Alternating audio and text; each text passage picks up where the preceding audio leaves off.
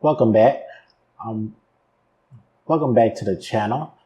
In this video, I'll be going over Brekel OpenVR Recorder. Right now, as you can see,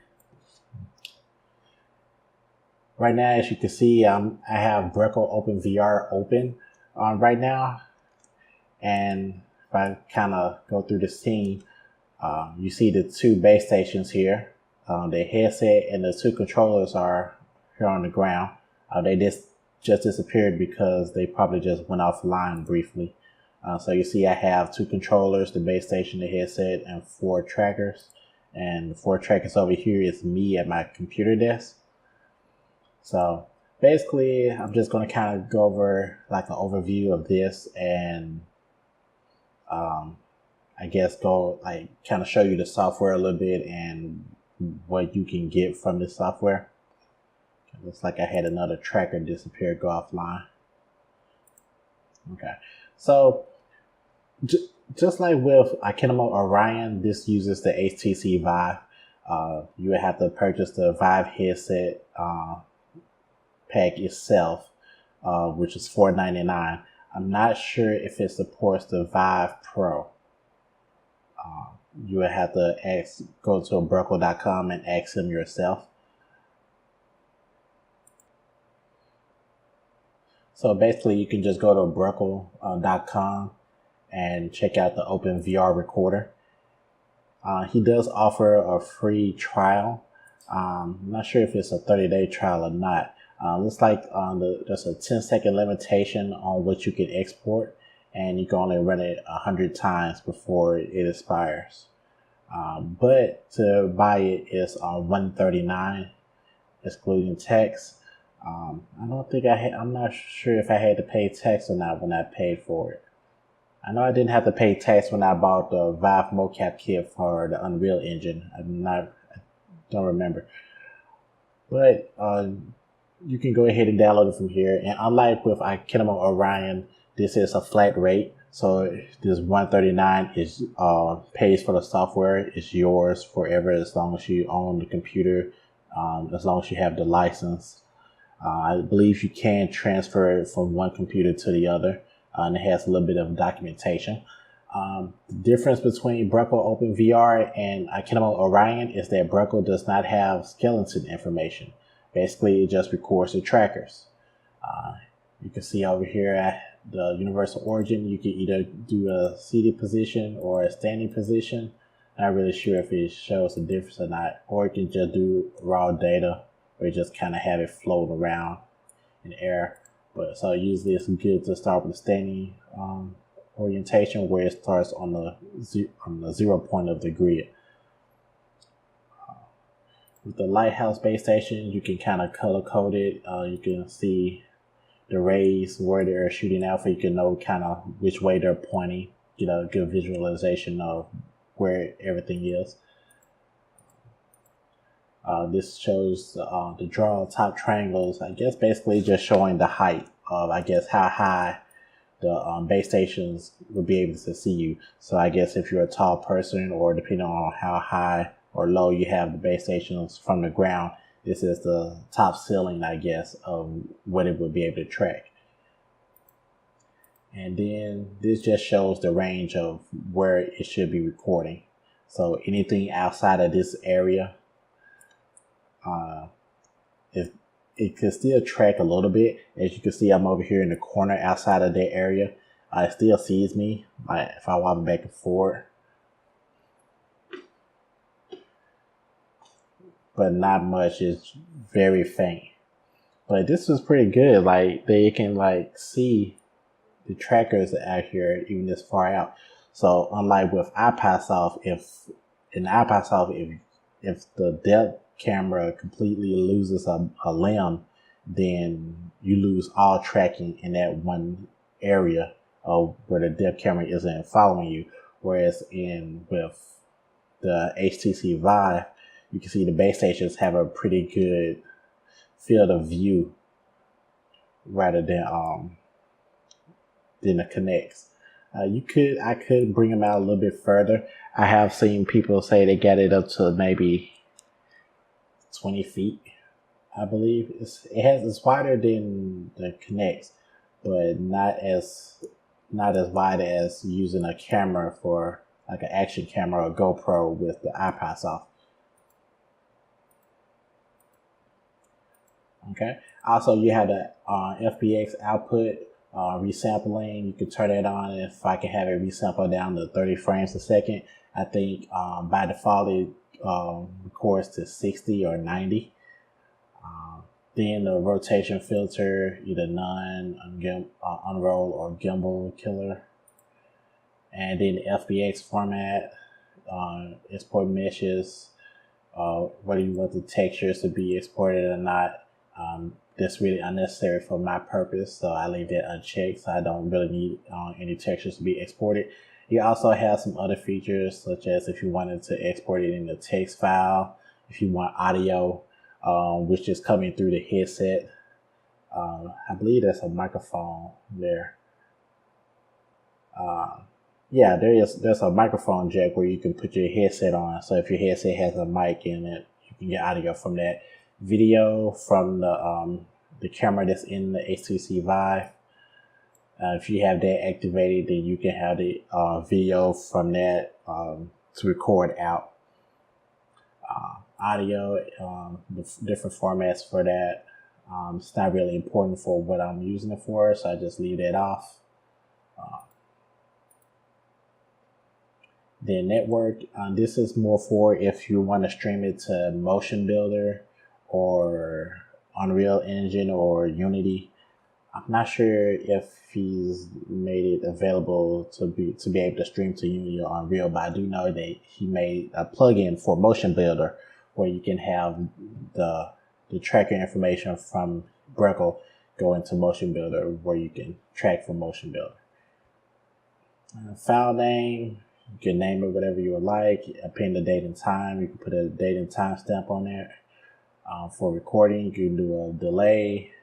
Right now I have it set to a 20-second start delay just to make sure I have enough time to get from my computer to the recording area and to put on the headset and everything and make sure everything is running before it starts recording. Beep, you could just beep as it counts down, and you can preview at the recording. The preview at the recording, as of the version that I'm using currently, the playback isn't really that good. I don't know if it's because of the hardware. For Brekel OpenVR, because this is the HTC Vive, my laptop does not support VR headsets, so I have to use my desktop, and my desktop I think is pretty good. It has 2 GPUs in there, rocking the latest i7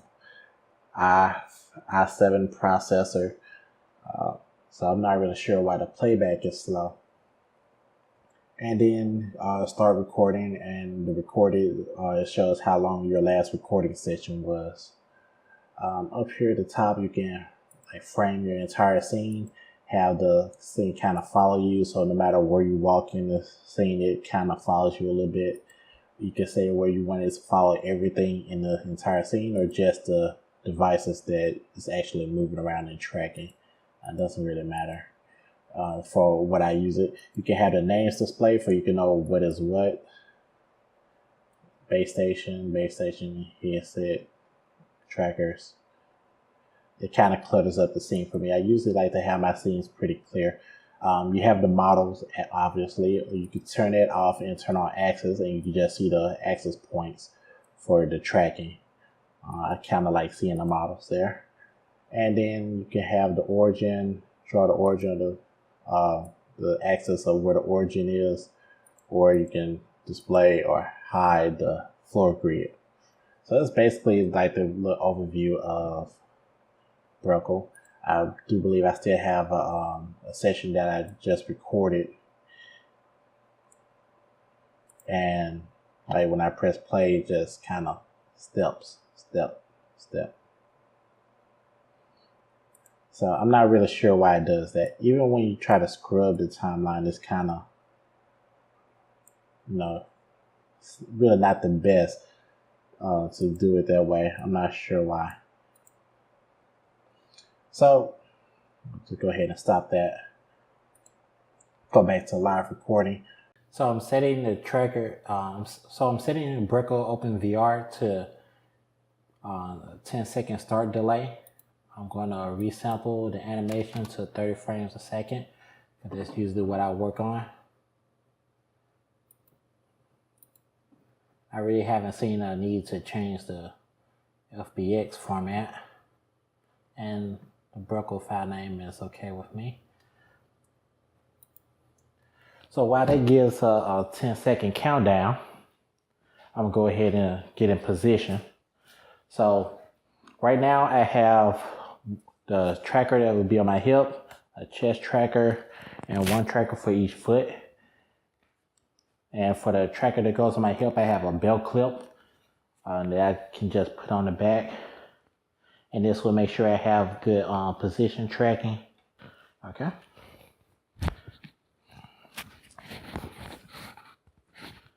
So I also have the headset, and I have the two controllers. Now once you put the headset on and open Steam VR, there is an option where you can put up the bounding wall so you can see your action areas, so to make sure you're not out of range of both your base stations. It's like a little blue line that kind of goes around, so I know how far I can go, where I'll be tracked perfectly. So with Brekel VR, it's pretty versatile. Basically, it just records the trackers. There's no calibration that needs to be done.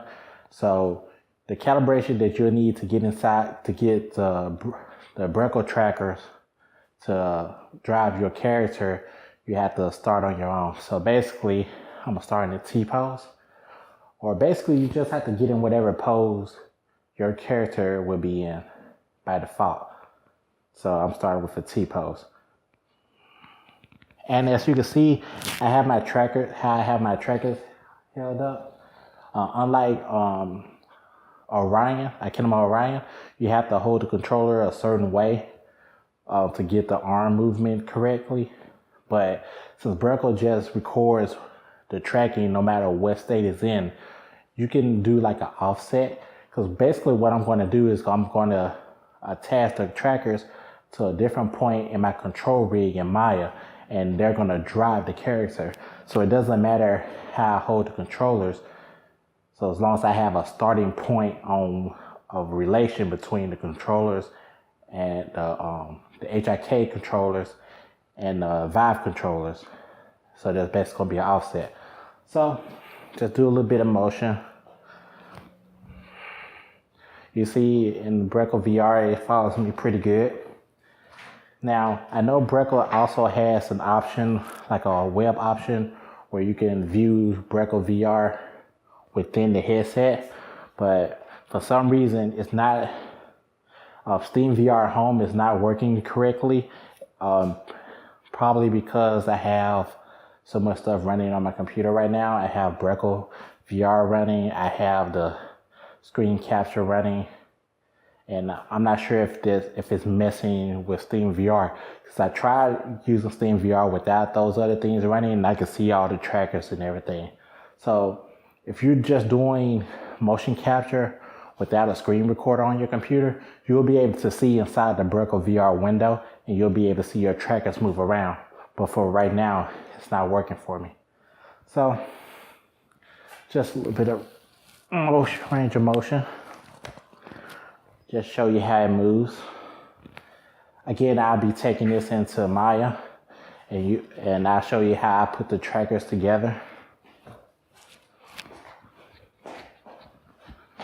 A good thing to do is to make sure your trackers are connected tightly. I tried to do a recording yesterday, and one of the trackers just flew off my foot as I was recording because I didn't have the straps on pretty good. So just some head rotation, head movement.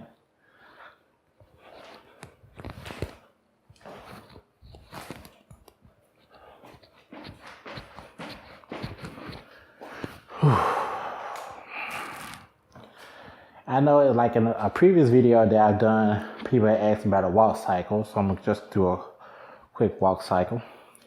And right now I see that I came up to my bounding wall, so I know I can't go any further. Now right now, the cord is kind of in the way, so I can feel it tugging. Now I've seen there are some people who said you can get like extension cables, like a longer HDMI cord, or however it's connected to your computer. You can get longer cords where you can have a further distance away from your computer. Or another option that you can do is, if you have an extra tracker, instead of using the headset, you can just buy another tracker and put the tracker on your head, and you have wireless motion capture. You won't have to worry about being tethered to your computer. Okay, so one reason I like holding my controllers like this, it feels more natural to me.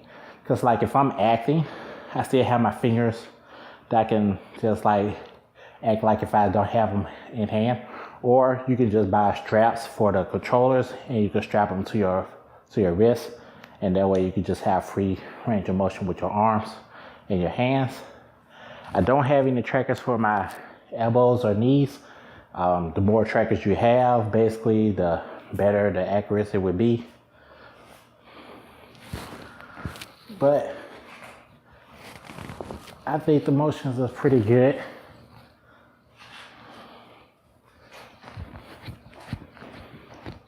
Like if I have a bodybuilder character, you can lift weights.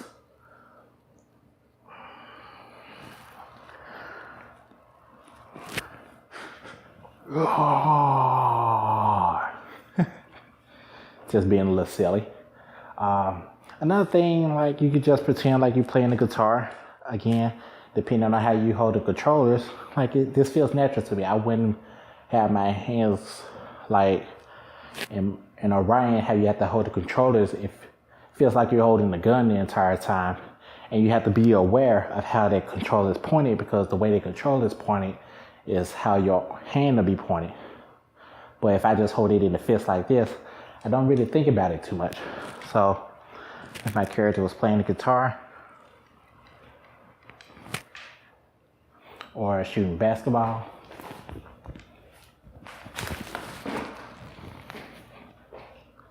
nothing but that. Or you could use controllers like a sword, where you just hook them up like that, and just like you're doing a sword battle. Another thing with Brekel VR, with the triggers on the side of the controllers, they do have response. So basically, if you take them into any type of animation software, you can hook them up to your blend shades, where you can connect basically like your finger. So like if you press the buttons, if you press the buttons, you can hook them up to each finger for like a certain pose. Like down would be fist closed, up be fist open. And there's one on each side, so you can assign it either way. I usually don't use that. I do have Brekel's hand tracker with the Leap motion controller, so I kind of just use that for my hand tracking.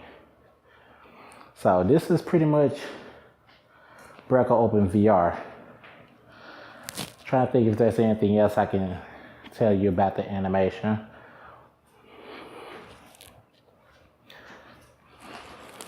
It has good foot tracking, as long as you have it at a good spot on your foot and make sure the controller doesn't fall off. And the hip, pretty good too. If you see my Orion video, there was a little bit of drifting with the hip, and that was because I had some Kinect cameras hanging around, and I was trying to do a side-by-side comparison where I would record with Brekel at the same time as iPodSoft, and then I have both motions compared side by side, where you can see the quality of both software. But Kinect interferes with the lighthouses for the HTC Vive, and that was causing some drifting in my trackers. So I had to do the recording separately. So like 360 turn, just have to be aware of that cord. But if you're playing for that better, you can get that out. Can't really think of any extreme motions that I could show right now. Maybe if I do like a kick. I'm not a kung fu master or anything, so can't really show you no high quality martial arts or anything like that.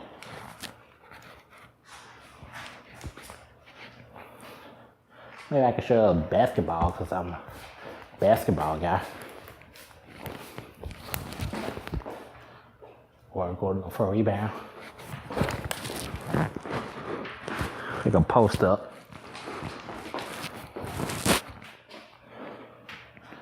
So I'm gonna take all of this and the next video, I'll be putting it into Maya and I'll show you how I hook everything up. Just do another T-pose just to make sure the first T-pose that I did wasn't good. Oh, another thing before I go is that when you're doing the tracking, the key to it is the proportion. So basically, whatever pose your character is doing within your animation software, you have to do the same pose. So if your character is in a T pose and you start your animation, you just come out and start animating, everything is not gonna be connected right. So you have to start in the same pose as your character. Okay, so thanks for watching. I hope this is getting a little better. So thanks for watching, subscribe, like, all that good stuff. And again, thank you for watching my videos. I appreciate it.